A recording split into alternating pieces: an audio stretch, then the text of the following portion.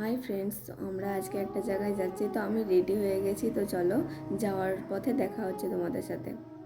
তো যাওয়ার আগে দেখলাম একটা পার্সেল এসছে। তো চলো এই পার্সেলটা আনবক্স করি।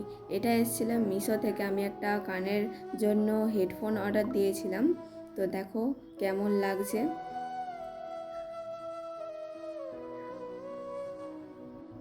তো এখানে দেখো আমি, মা আর বাবা যাচ্ছি।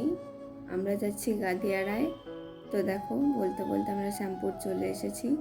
তো এবারে দেখো এখানে কত সুন্দর সুন্দর কাশফুল ফুটেছে। খুব সুন্দর দেখতে লাগছে না?